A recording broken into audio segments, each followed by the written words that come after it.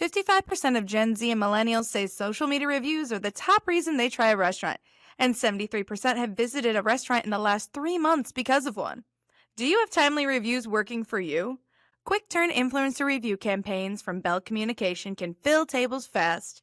Visit bellcommunication.com/influence to learn more.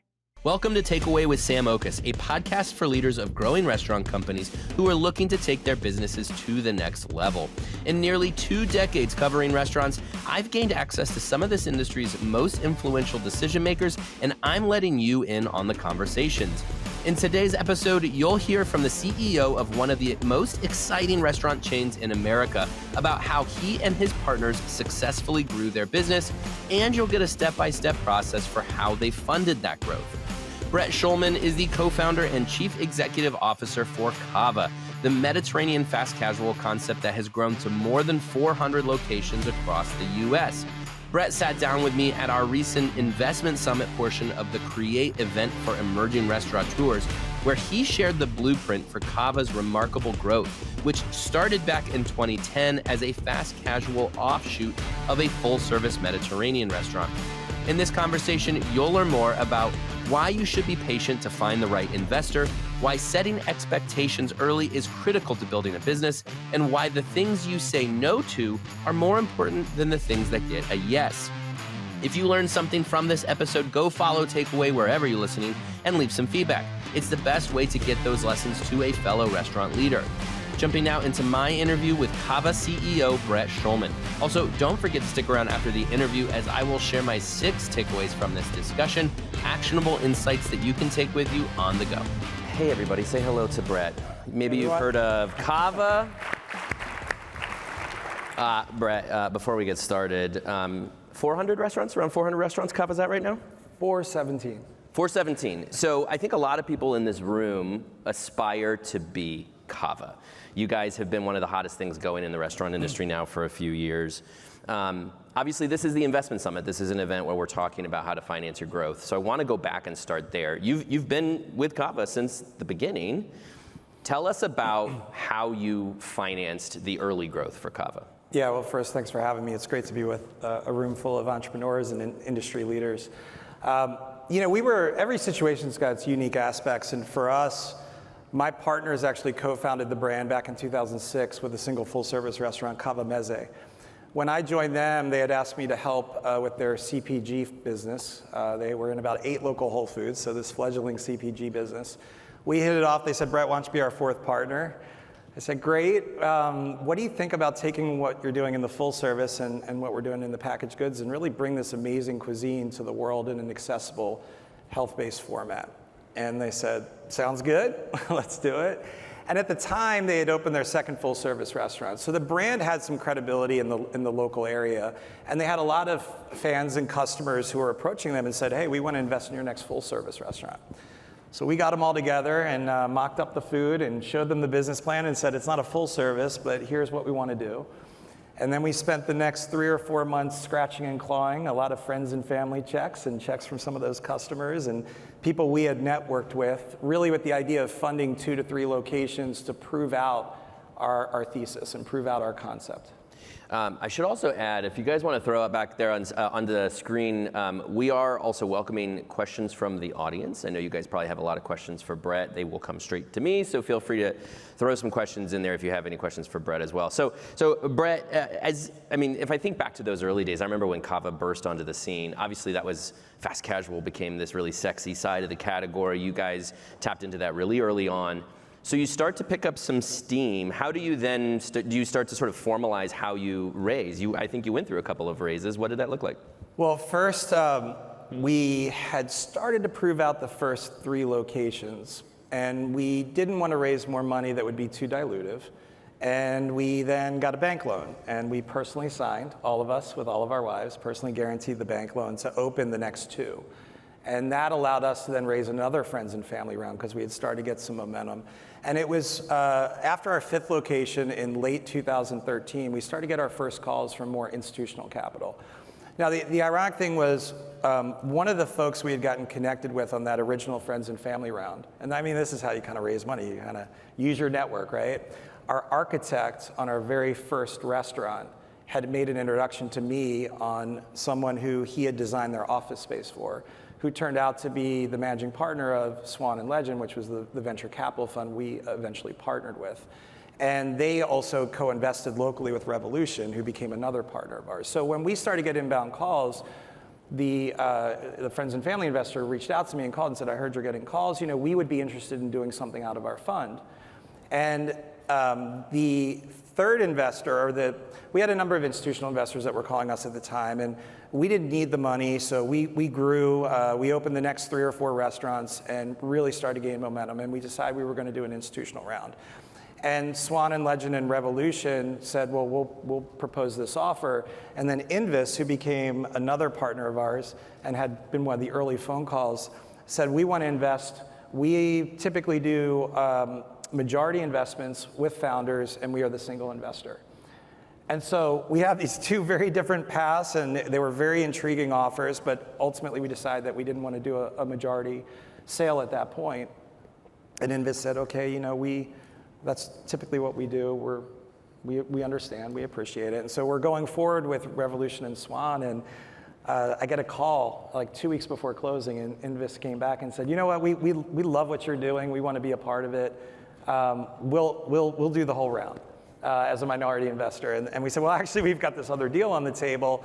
And I think this was it was a really critical point in retrospect. We went to Revolution Swan. We said we'd love to have Invis. We think very highly of them. We've really gotten to know them and like them.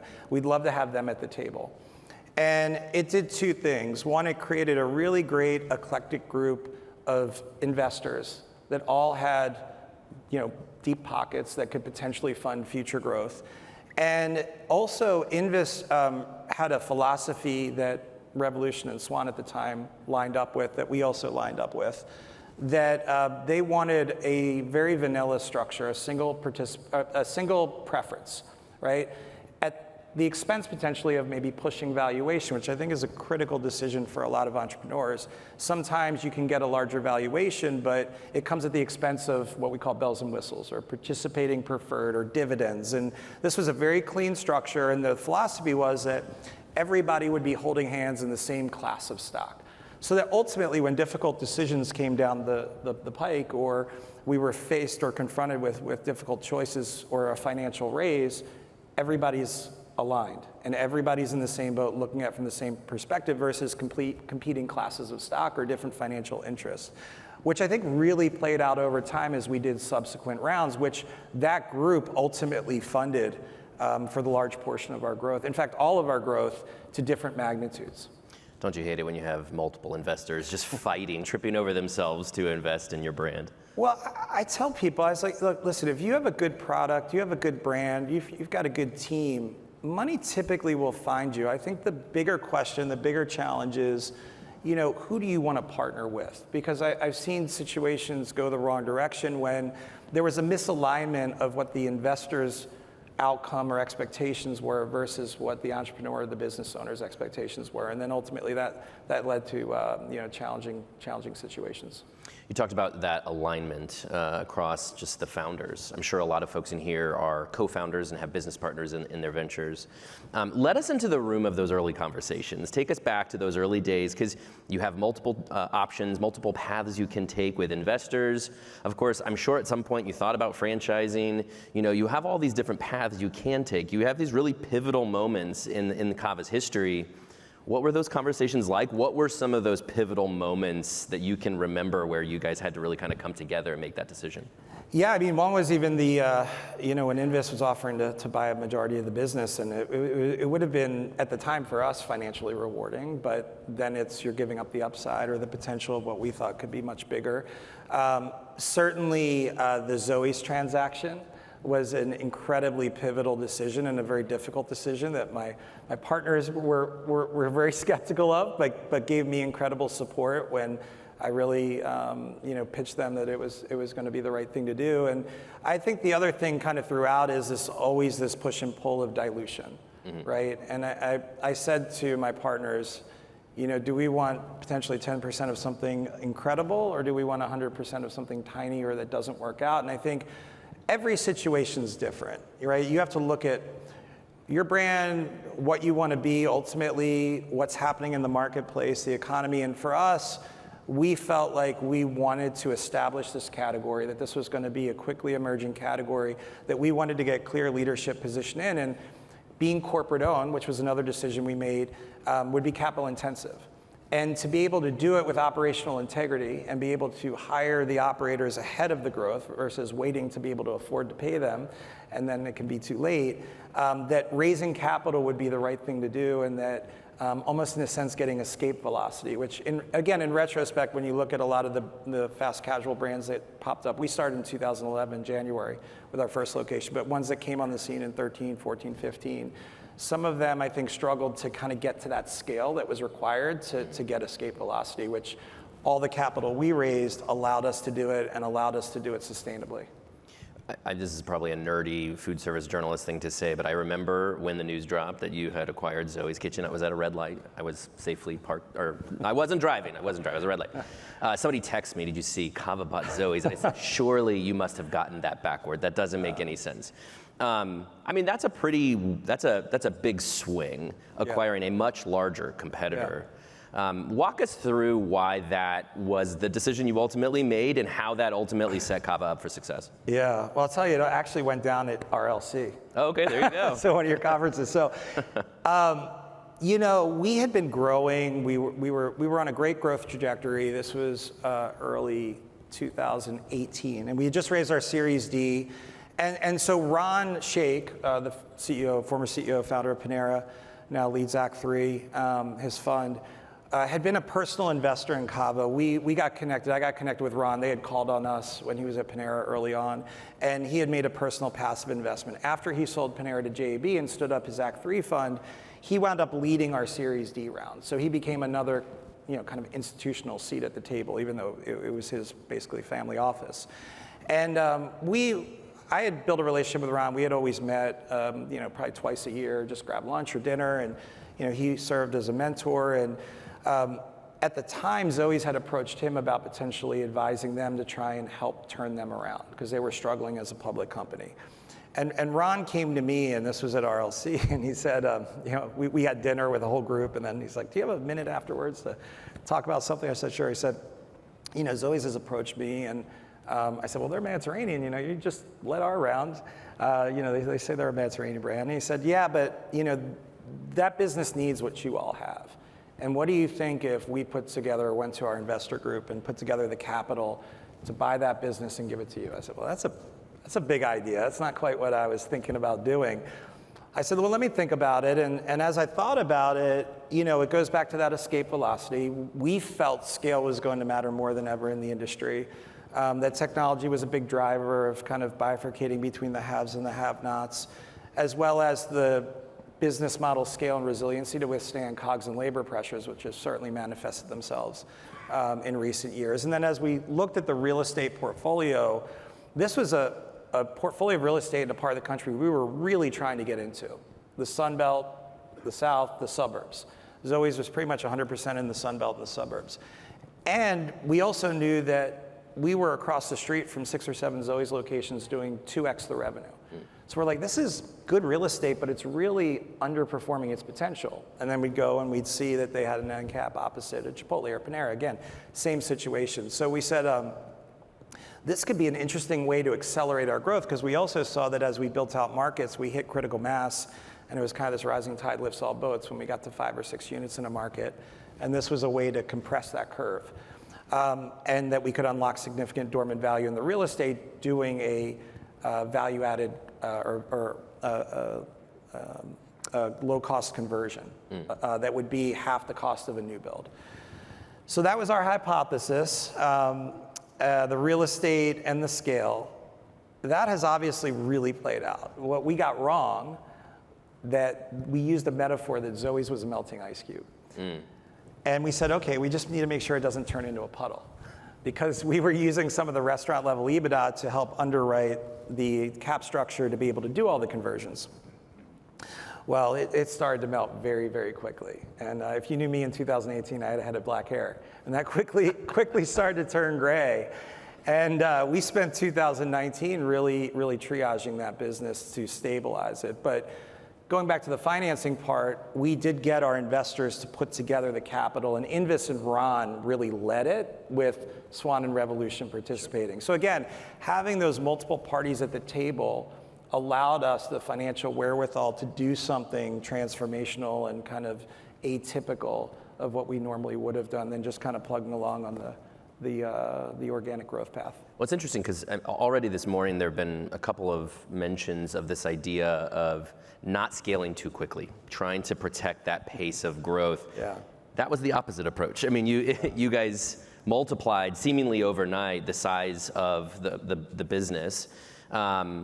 We could do a whole other session, I'm sure, on the lessons you learned from that, but how did you balance that sudden scale that you had that you were really aiming for at the time? A lot of pain and suffering and blood, sweat, and tears. I like to say I got a PhD in business that year. It was incredibly difficult, but obviously transformational for our business. I use the metaphor, I was like a 10th grader in high school, and I had to be a grown-up adult overnight. And going from kind of growth company, small growth company, to buying a company 3 times your size, and now you're enterprise scale and running a public company where a lot of that leadership left pretty quickly. Yep. Whether there was redundancy that we weren't looking to keep those folks, or a lot of people that left on their own volition because they said, who's this small company buying us, and I don't want to climb this next mountain. So it was really, though, getting back to what I think is so fundamental in our industry, and it's solving the problem in front of you. I think having the resiliency, and it's so easy to get overwhelmed or get demoralized by the challenges of running restaurants every day, but it's really just about solving the next problem in front of you. And I give credit to some of my board members. It was the middle of 19 where we were kind of firefighting and just kind of holding the line on stabilizing the Zoe's business, and we got in a room and they challenged me on what are the 5 things that are going to turn around the business? And we distilled that down, and they said, Brett, your name can only be on 1 or 2. And who else is going to run these pillars? And that became my stump speech to the org, and it's incredible where you can look at the comps flatten out and then turn back up at that point, or like a month later, where just getting the organization really coalesced around the 5 things we're going to work on and nothing else, and stabilizing the business to then prove out the conversions, which we did, to then really gain the momentum to go forward. All right, so speaking of aggressive growth and scaling, you opted for corporate growth. You guys chose that path. We just heard from Matt at the IFA on the benefits of franchising. Again, I'm sure a lot of people in the room thinking about that, but a lot of people also wanting to stay corporate growth. What went into that specific decision for you and your co-founders? Yeah, I mean, part of it is a byproduct of just how we all viewed the world, but also how the brand's origins had evolved. I mean, we were running 2 full-service restaurants with really high-quality, respected food. We were making consumer packaged goods that were sold in local Whole Foods using imported Greek feta, olive oil, and we had a real belief when we leveraged the walk the line format that people were going to be as discerning about their calories as they were about their dollars going forward, increasingly, and that when we looked at the labor productivity of the assembly line model, it afforded us to invest in food quality. And so we really wanted to protect that food quality. We wanted to protect the brand. So at the time when we were, hatching this fast casual idea, the concern was, would it sully the full service restaurants? Yeah. Would it hurt the reputation of the full service restaurants? So it really started there, that we wanted to protect and build a brand leader in a category. And to do that we felt like corporate owned was going to be the right thing to do. And then as time went on, I think the cash on cash returns proved that was the right thing to do, and not only the right thing from an economic standpoint, but the right thing to continue to do that, because those returns were so attractive. Why would we want to franchise that out? Sure. All right, so 2023, let's fast forward a little bit here. You guys went public, you filed your IPO. What is the point at which that we're going public? That's what we are going to do next. That's the path for us. Yeah, it's another great example of, I think, the good counsel I was fortunate to have around the table and to kind of challenge our thinking, to pressure test ideas. If you remember in 2021, the window was pretty wide open. A lot of companies were going public. Some maybe shouldn't have gone public, but in all industries, right? And there were SPACs, and the SPAC craze was going on. And so the board posed the question to us, hey, why do you guys want to go public? Do you think you're ready to go public? And my CFO and I said, no, we're not ready. Like, we just don't feel like operationally we're as consistent as we want to be. We don't feel like internally and in the finance function we're as buttoned up, or we're closing the period as quickly as we would need to be. And so then they asked the next question, well, what would you need to feel that way?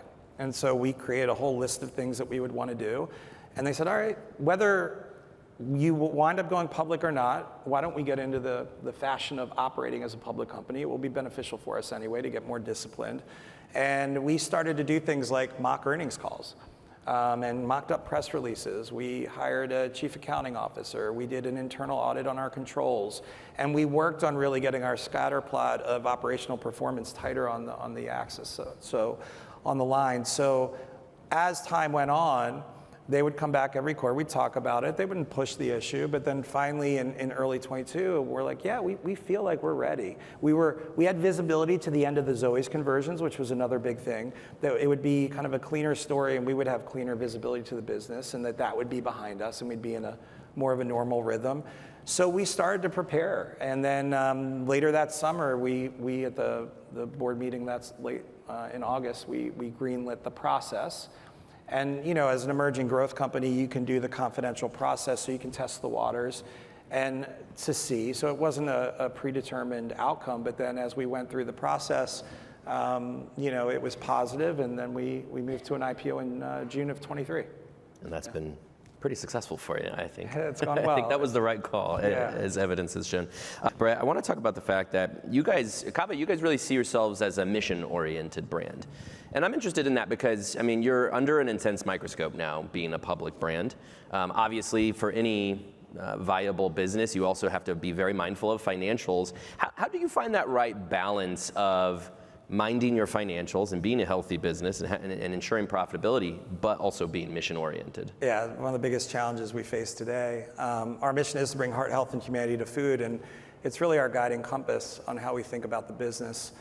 And one of the things, again, when we were talking about going public, we also wanted to make sure that we had the strength of the balance sheet and the operating model that we felt like we had the cushion to go public, that if a rainy day did come or business conditions got more difficult, that the short-term challenges or quarterly results would not unduly influence us into a very short-term financially driven decision, that we would have the air cover financially on our balance sheet and from our unit economic model to be unwavering on our long-term strategic vision. And we're seeing that play out a little bit right now.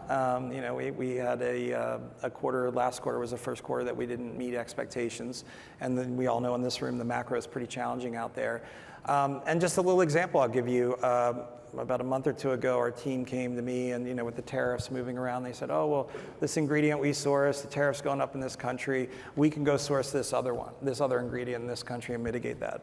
I said, yeah, but we've tested that. We don't like it as much. What would we do if we were a private company? I said, oh, we'd stick with this ingredient. We wouldn't change it. I said, well, there's your answer, right? And so to be able to have the courage to do that, though, you have to have the business in the position, again, where we've got defensibility from the short-term nature of the public markets, which is the pressures that everyone faces that's a public company. So it's staying focused on that, because what we like to say is those quarterly results are a byproduct of everything else. They're a byproduct of the decisions you made 2 and 3 years ago. They're a byproduct of how well you've trained your teams, how well you support them and operate them, how well you take care of them, how well you take care of the guest. It's not the other way around. And I think too often the natural instinct is to, when things get challenging, is to cut costs. And it's very difficult to cut your way to prosperity. And so again, it's like, how do you set up the business to have that air cover, insulate yourselves, and then remind everyone, when things are good, you got to kind of bring people down. We're never as good as we might think we are, and when things are tough, we're never as bad as that may appear. And lift people up and try and stay in that middle pocket and stay focused on taking care of our teams, taking care of our guests. Because a happy team member equals a happy guest equals a happy P&L and a happy quarterly result. So. And the bigger you get, right, the more that inertia pushes against that idea. So it's making sure you continue to reinforce your organizing principles. And for us, we call it MVC. It's our mission, our values, and our competencies. And we want all 12,000 people in our business to understand those very clearly and know how to show up every day and what that means to us. And that is a never-ending work in progress. I bet. All right, so similar, finding balance. Innovation. Right now, innovation, everybody's trying to get customers' attention. Traffic has been brutal across the industry. I know you guys haven't totally been immune to that either. So innovation becomes the solution to try to get the attention of the consumer. How do you, again, sort of mind well, we've got to kind of hunker down and be a smart business today, but we've got to also push the envelope. You guys are driving Mediterranean fast casual. What role does innovation play in that? I think much like the pressure of the public markets, if you're a public company, the pressure of the industry and what's happening around you, especially in this 24/7 social media world, and it is so challenging, but it can, again, influence you into bad decisions. And it's like, how do you stay the course? Because what you often say no to is more important than what you say yes to. And the bigger you get, right? I'm not driving a little speedboat anymore. I'm steering an aircraft carrier. So we can't do things quite the way we used to do. And we got to be very, very, clear about where we're going and very precise about where we're turning and how we're turning. And so, look, we face these challenges all the time. I grapple with this in our business all the time. We are not perfect, but we are always trying, and I'm trying to push to say, should we be doing this? Is this something we want to do, or is it something we need to do? And again, I'll give a plug to Ron's book, Know What Matters. With operations, with our teams, you can only push so much out in a given year. But when social media and trends are going, and how do you take advantage of those trends and stay relevant and stay in the conversation, that's the push and pull. But I always like to say, you can't market your way out of a bad operating experience. And always trying to remind yourself of that and not get caught up in too much in what people are doing around you, and stay focused on what's right for you and what matters for your business in that moment. And then say no and not chase too many shiny pennies that can get you distracted, and then your team does a lot of stuff not really well. Sure. I want to quickly touch on sort of the people part of scaling. Of course, scaling in a corporate-owned model requires to have a really big, talented team to accomplish that. Yeah. You're entering a lot of new markets. Very excited to say you're about to crack into Columbus, where I live. Very exciting, but I'm sure there's a lot of work that goes into it, having a talent pipeline ready to come in and fill that market out. Tell me about Cava's culture and building this pipeline that can sustain the growth you guys think is possible. Yeah, it's a lesson I learned in the Zoe's acquisition. I mean, we had a great energetic culture. As we were a growth brand, we were a hot concept, and we were 65, 70 restaurants roughly when we bought Zoe's. And then we bought this company 3 times our size that was struggling and tried to mesh those two cultures, and it was like a gut punch to our culture. You had a lot of the Zoe's folks leave, and then you had folks at Cava be like, well, why do we buy this business that's not doing well? And I don't want to work in a big company anymore. What are we doing here? So they left. And we had to rebuild our culture. And we came out, and that's when we reestablished our mission, our values, our competencies as this new collective. And now fast forward, and we've tripled in size. And that's a very different business. And I think the hardest thing for me, and I think the hardest thing for any leader, any manager, is when you have a business that's relentlessly growing, is understanding when people may be, or the business may be passing people by, or people hit a wall, and they may not be realizing it themselves. And they may be better off at a smaller company or better equipped for that. And how do you confront that, and how do you not damage your culture? People that have been culture carriers, or people that have put a lot of effort into the business. And so, it is important in the way that those people exit respectfully, but it is important in the way you continuously internal develop, whether that's at corporate, whether that's in the restaurants. And make sure at the end of the day, the restaurant team members feel like you have their back. Because it is so easy for that to get lost the bigger we get and the more degrees of separation we get. And it's also about how you invest. You think about, do I want tighter spans of control so my operators can be in the restaurants more frequently? Is that where I'm going to spend my money? Or I'm going to spend my money over here in a different area? So again, I think having the organizing principles and then finding ways to reinforce those principles on how you want to show up every day, and then making sure you have the right leaders at every level who are espousing those values and not being a gatekeeper and not being heavy-handed. And that's relentless effort. Yeah. All right, question here from the audience. How much do you hate the term slop bowl? It is a pejorative, right? I know our food's not slop, so I try and have thick skin against it. And look, it's our job to communicate that, right? We're a culinary brand. We were born out of a full-service restaurant. Our products are sold in some of the best grocery stores across the country because they're made with fine ingredients. You can make 17.4 billion combinations, and we think we have layers of flavor in that bowl. It's not slop. So, everybody wants a funny clickbait headline on social media today. We just got to continue to keep our heads down and prove that to be the opposite. Journalists, I tell you. I know. What are they doing? I'm in your corner, Brett. I hate that term. Alicia can validate for me wherever you are. We railed against it on the podcast. Okay, last question I have for you. By the way, I think Brett has a few minutes after. If you have any questions for him, I'm sure he'd be happy to answer. A lot of the attendees here are in the same position you were in 15 years ago. Yeah. And they have these dreams of maybe not Cava type success, but maybe something similar. What is your advice to those in this room who are scaling their businesses? I think this is the beauty about the restaurant industry. There's so many paths to success. And I often say, just ask yourself the question, what do you want to be when you grow up? And there's no wrong answer. Do you want to be a creator and then sell it to somebody else to scale? Do you want to create a family legacy and keep it private forever? Do you want to create an idea and franchise and let other people scale it? Do you want to do what we did and grow it and take it public? I think that's the most important thing, because when you have clarity on that, it will really help inform who you potentially take money from, what that capital looks like, how your cap structure is, and what's right to fulfill those aspirations. So I think that's really the main question to answer to set yourself up for success in the future. It's good advice. That was my interview with Cava CEO Brett Schulman. So what should you learn from this interview? Here are my 6 takeaways. My first takeaway is that if you have a good product, brand, and team, money will find you. That's something that Brett said about the early days of Cava, is that in those early days, they had a lot of investors basically tripping over themselves to invest in Cava. This seems like a really nice problem to have, but as Brett said, they had spent a lot of time coming up with a great product, building a great team, and developing a great brand. These things they didn't just snap their fingers and have all these things kind of manifest. They had worked on this for a while. And once Cava gained that momentum, investors took notice. So that's Brett's most important advice for if you want to raise funds for your own growth. Start with your brand, your product, and your team. And once you get those into the right place, you should find that the money is coming after you. My second takeaway is that you should be patient to find an investor who is aligned with your interests. So going back to this idea that, investors might try to run and throw money at you and want to invest in your business once you've gained some momentum, well, you then have to decide which of these investors am I going to choose. Look, I get it. Not everybody's going to be, facing this situation, but it could be you. You could have multiple options for growth, and you are going to have to discern what is the right one for you. As Brett said, you have to find the investor that is most aligned with your own goals. You're going to have some investors that want a majority stake. Maybe you don't want to give up a majority of your business. That was one decision that Brett and his co-founders had to make early in the stages of Cava.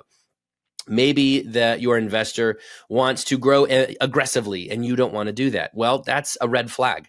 Think about what the potential investors want out of your business, how they want to accomplish it, how they want to work with you. Make sure that there is an alignment there. As Brett said in the interview, he said he's seen deals where the investor came in, it wasn't aligned, and it went sideways pretty fast. You don't want that to be your business. So make your decision for your investor very, very carefully. My third takeaway is that you should set your expectations early for the kind of business that you hope to build. So again, you're going to have this pivotal moment potentially where you're raising money, an investor comes in and wants to give you money, and they're going to want your business to be a certain thing in a certain time frame. Well, what if that, again, doesn't align with your vision for the company? Or worse yet, what if you don't know what you want for your company? What if that vision doesn't exist? That's a real problem. And as Brett said, he and his co-founders at Cava, they set some expectations pretty early for what they wanted out of this business. So early on, they decided it was going to be corporate owned. They understood that was going to be capital intensive, but they were really committed to this quality level. They didn't feel like they could pull off in a franchise business. And they also knew that the cash on cash returns in the corporate owned structure were pretty lucrative. And so that was the direction they wanted to go.